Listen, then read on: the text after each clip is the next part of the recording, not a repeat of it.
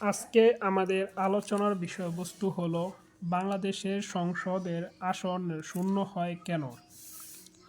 বাংলাদেশের সংসদে সদস্যদের আসন শূন্য হওয়ার বিভিন্ন কারণ রয়েছে তা নিচে একের পর এক বর্ণনা করা হলো। প্রথম 1 নম্বর পয়েন্ট হলো মৃত্যু। সংসদের কোনো সদস্যদের যদি মৃত্যু হয় তখন তার আসনটি শূন্য হয়ে যায়। 2 নম্বর পয়েন্ট হলো পদত্যাগ। সংসদের কোনো সদস্য যদি নিজের ইচ্ছাকৃতভাবে সে পদত্যাগ করে তখন তার আসনটি শূন্য হয়ে যায়। 3 নম্বর পয়েন্ট হলো অযোগ্য ব্যক্তি। সংসদে কোনো সদস্য যদি অযোগ্য হয়ে যায় মানে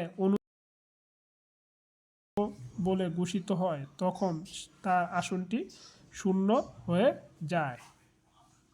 4 নম্বর পয়েন্ট হয়েছে দল ত্যাগ। 70 অনুচ্ছেদে বলা হয়েছে সংসদে কোনো সদস্য যদি দল ত্যাগ বা বিপক্ষকে ভোট দান করে তখন তার আসনটি শূন্য হয়ে যায়। অনুপস্থিত। সংসদে অনুমতি ছাড়া কোনো সদস্য যদি 90 কার্য দিবস পর্যন্ত সংসদে না উপস্থিত থাকে তখন তার পদটি শূন্য হয়ে যায়। তারপর হচ্ছে বাতিল। 6 নম্বর পয়েন্ট হচ্ছে নির্বাচন বাতিল। কোনো